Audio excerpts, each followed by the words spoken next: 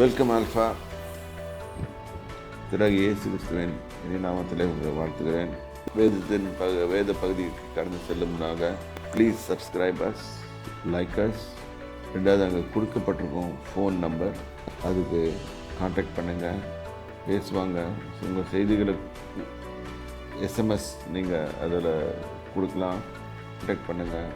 நாங்கள் உங்களுக்கு பதில் செய்வோம், உங்களுக்காக ஜெபிப்போம். வேத வசனத்துக்கு கடந்து செல்வோம். நேற்று நம்ம பார்த்தோம், ஆதாமை கர்த்தர் எப்படி உருவாக்கினார், எப்படி காரியங்கள் எல்லாம் நடைபெற்றது ஏதேன் தோட்டத்தில், எப்படி அவனுக்கு விலங்குகளை எல்லாம் உருவாக்கி அவனிடத்தில் பேருக்கு கொண்டு வந்தார். அவன் பேரிட்டான், அதுதான் அவனுக்கு பேராயிடுச்சு. அதுலேருந்து நம்ம கற்றுக்கொள்ள வேண்டிய பாடங்கள் என்ன? நம் வாயில் இருக்கிற வார்த்தைகளுக்கு வல்லமை உள்ளது, ஏனென்றால் பெர்மனண்ட்டாக அது நிற்கும். அதனால் அவன் அன்றைக்கி தமிழில் இன்றைக்கி தமிழில் இருக்கனா, ஒரு காகத்துக்கு காக்கான்னு பேர் வச்சான்னா நம்ம இன்றைக்கி வரைக்கும் காக்கா தான் கூப்பிட்டுருக்குறோம். சிங்கத்துக்கு சிங்கம் நம்ம பேர் வச்சோன்னா இன்னி வரைக்கும் சிங்கம் தான் நம்ம கூப்பிட்டுருக்குறோம், நம்ம மாற்றலை. ஸோ அதே மாதிரி தான் கர்த்தரும் அதை ஒப்புக்கொண்டார், அவனுடைய வாயின் வார்த்தைகளை ஒத்துக்கொண்டார். இதில் அவனுக்கிட்ட இருந்த கொஞ்சம் பிட் ஆஃப் தேவத்தன்மையை பார்க்குறோம். Creative power, we can call this creative power. அதனால தான் நான் எல்லாருக்கும் சொல்கிறது, நீங்கள் பேசும்போது ஜாக்கிரதையாக பேசுங்க. நீங்கள் தவறாக பேசுனீங்கன்னா உங்களுக்கு க்ரியேட்டிவ் பவர் வேலை செய்து தவறாக தான் முடியும். ஆகவே பிரியமான தேவன ஜனமுங்க, நம்ம என்ன பேசுகிறோன்னு பேசும்போது ரொம்ப கவனமாக இருங்க. கண்டதை பேசாதீங்க. பேசும்போது நீங்கள் ஒரு அதாவது என்ன பண்ணுறீங்கன்னு கேட்டிங்கன்னா, you are professing about yourself. நீங்கள் எனக்கு வயிற்று வலி வந்துடுச்சு, ஒரு வேளைக்கு இது புற்றுநோயாக இருக்குமோ அப்படிலாம் நினைச்சிங்கன்னா அது புற்றுநோய் இல்லை, ஆனால் அது நீங்களே உருவாக்கிடுறீங்க.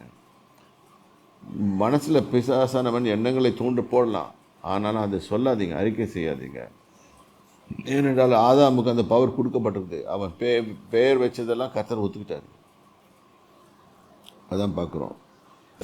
2ஆம் அதிகாரம் 19ஆம் வசனம். தேவனாகிய கர்த்தர் வெளியில் சகலவித மிருகங்களையும் ஆகாயத்தின் சகலவித பறவைகளையும் மண்ணினாலே உருவாக்கி ஆதாம் அவைகளுக்கு என்ன பெயரிடுவான் என்று பார்க்கும்படி அவைகளை அவனிடத்தில் கொண்டு வந்தார். அந்தந்த ஜீவ ஜந்துக்கு ஆதாம் எந்தெந்த பேரிட்டானோ அதுவே அதற்கு பேராயிற்று.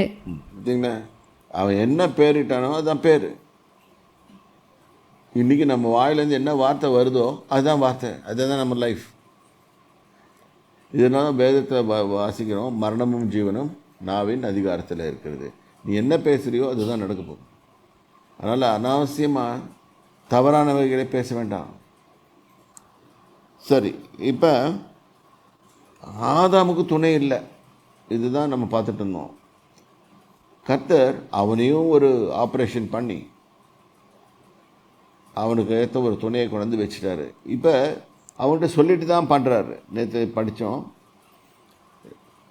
ஆப்ரேஷன் பண்ணுறதுக்கு முன்னால் டாக்டர்ஸ் எல்லாம் எழுதி வாங்குகிற மாதிரி, அவர் வாங்கினாரா இல்லையான்னு எனக்கு தெரியாது, ஆனால் அவர்கிட்ட சொல்லியிருக்காரு. ஏனென்றால் அந்த மனுஷியை கொண்டு அவர்கிட்ட விட்ட உடனே அவன் அவளை வர்ணிக்க தொடங்கிடுறான். 2:24 சாரி 2:23. அப்பொழுது ஆதாம், அவள் என் எலும்பில் எலும்பும் என் மாம்சத்தில் மாம்சமுமாயிருக்கிறாள், இவள் மனுஷனில் எடுக்கப்பட்டபடியினால் மனுஷி எனப்படுவாள் என்றான். சொல்லிட்டான்பா.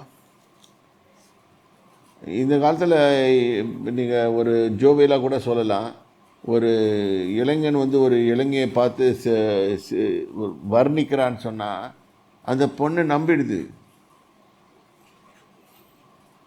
காரணம் என்னென்னா, இப்படி தான் பேசுவானுங்க. அது எங்கே வந்துச்சு இந்த பசங்களுக்கு இந்த மாதிரி இதுன்னு சொன்னால், ஏதோ இங்கே ஆதாம் வர்ணிக்கிறார் பாரு. என்ன வர்ணிக்கிறாரு? தகப்பனின் தாயை விட்டு என்னுடைய வந்துடணும், அப்பா அம்மாவோட இருந்தால் எனக்கு சட்டம் பண்ண மாட்டான். சரி, எல்லாவற்றையும் பகிர்ந்து செய்திருப்பான். அவர்கள் மனுஷி எனப்படுவாள். மாம்சத்திலிருந்து மாம்சமாக இருக்கிறார், இவர் மனுஷரிலிருந்து எடுக்கப்பட்டபடியால் மனுஷனப்படுவார். அப்போ கர்த்தர் சொல்றது சொல்லிட்டு தான் இவர்கிட்ட செய்திருக்காரு. அப்பா உன்ன மாதிரியே ஒரு ஆள் கொண்டாடுவேன், ஆனால் கொஞ்சம் வேறு மாதிரி இருப்பாங்க, ஆனால் நீ அதுதான் உன்னோட மேட் அப்படின்னு சொல்லி கொண்டாடுறாரு. இவனுக்கு ஏக சந்தோஷம், பேச்சு துணை எல்லா துணை எல்லாம் வருது, சண்டையும் போட்டுடுறாங்க இந்த காலத்தில் எல்லாம். சரி, இப்போ படிக்கமா. Then comes one law. This is law of marriage. இது நிமித்தம் புருஷன் தன் தகப்பனையும் தன் தாயையும் விட்டு தன் மனைவியோடு இசைந்திருப்பான், அவர்கள் ஒரே மாம்சமாயிருப்பார்கள். It's very clearly done by God. இன்னைக்கு இதை மீறும் போது தான் பிரச்சனைகள். Divorces are taking place, families are splitting, and when you will start listening to the folks of home. இன்னைக்கு கூட நிறைய குடும்பங்களில் பார்த்திங்கன்னா இது மாதிரி தான் பிரச்சனைகள் வருகிறது. இல்லாட்டி அவன் செய்கிற தவறை கண்டிக்கிறது இல்லை, பெற்றவங்க இப்படியே விட்டுறாங்க. அதனால் அவன் தவறு செய்கிறான், கடைசியில் அந்த marriage goes for a toss. இப்போ ஆதாமுக்கும் ஏவாளுக்கும் ட்ரெஸ்ஸு கிடையாது, ஆனாலும் அவர்கள் நிர்வாணிகள் காணப்படலை. ஏனென்றால் they were clothes with God's glory, தேவனுடைய மகிமையை தரித்திருந்தார்கள். இப்போ இது வரைக்கும் பார்க்குறோம். இப்போ now let us go back and turn our Bibles to in the books of Hosea. நேற்று வாசித்தோம். இப்போ இன்னொரு காரியம் வாசிப்போம். ஓசியா 6ஆம் அதிகாரம் 3வது வசனம். அப்பொழுது நாம் அறிவடைந்து கர்த்தரை அறியும்படி தொடர்ந்து போவோம். அவருடைய புறப்படுதல் அருணோதயம் போல ஆயத்தமாயிருக்கிறது. அவர் மழையைப் போலவும் பூமியின் மேல் பெய்யும் முன்மாறி பின்மாரியை போலவும் நம்மிடத்தில் வருவார். இப்படி தான் கர்த்தருடைய வருகை இருக்கும். That is personal visitation. கர்த்தர் நம்மளோட டீல் பண்ணுற விதம். ஃபஸ்ட்டு அவர் வரும்போது அவர் யாருன்னு உணர்ந்து முடியும். அவர் உணர முடியாமல், அவர் யாருன்னு தெரியாமல் நிறைய பேர் பயந்துடுவோம். அப்போ கர்த்தரை பற்றி அறியுதுன்னு சொன்னால் அவரை பற்றி அறியணும். அவர் எப்படி இருப்பார், அவர் கேரக்டர் என்ன, அவருடைய எல்லா காரியங்களையும் பற்றி நம்ம அறியணும். இப்போ ஃபார் எக்ஸாம்பிள் இதுக்கு கர்த்தர் மோசேக்கு தன்னை இன்ட்ரடியூஸ் பண்ணும்போது he tells his character. அந்த கேரக்டரை சொல்லி தான் அவர் சொல்கிறாரு. அதனால் நம்ம யோசனை பண்ணணும். நம்மளும் நம்ம மற்றவங்களுக்கு இன்ட்ரடியூஸ் பண்ணும்போது நம்ம கேரக்டர் எப்படி இருக்குது, யாராவது அப்படி சொல்கிறோமா? இல்லை, நம்ம பேரை சொல்லுவோம், அவங்களும் பேர் இதுதான் உன் பேரா அப்படின்னு கேட்பாங்க. ஆனால் யாராவது யோசனை பண்ணிப்பாங்க அந்த ஆளுக்குரிய கேரக்டர் என்ன அப்படின்னு. கர்த்தர் தன்னுடைய கேரக்டர் தான் சொல்கிறாரு எல்லா இடத்துலையும். இப்போ இன்னொரு வசனத்தை வாசிப்போம்.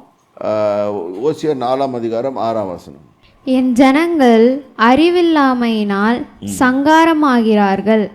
நீ அறிவை வெறுத்தாய், ஆகையால் நீ என் ஆசாரியனாய் இராதபடிக்கு நானும் உன்னை வெறுத்து விடுவேன். நீ உன் தேவனுடைய வேதத்தை மறந்தாய், ஆகையால் நானும் உன் பிள்ளைகளை மறந்து விடுவேன். பார்த்தீங்களா எப்படி வருது? The knowledge about the word of God, the knowledge about God. We have to know him personally, intimately. அவரை பற்றி அறிந்து கொள்ள வேண்டும். அப்போ தான் நம்ம அவரோட மூவ் பண்ண முடியும். அவர் இருதயத்தில்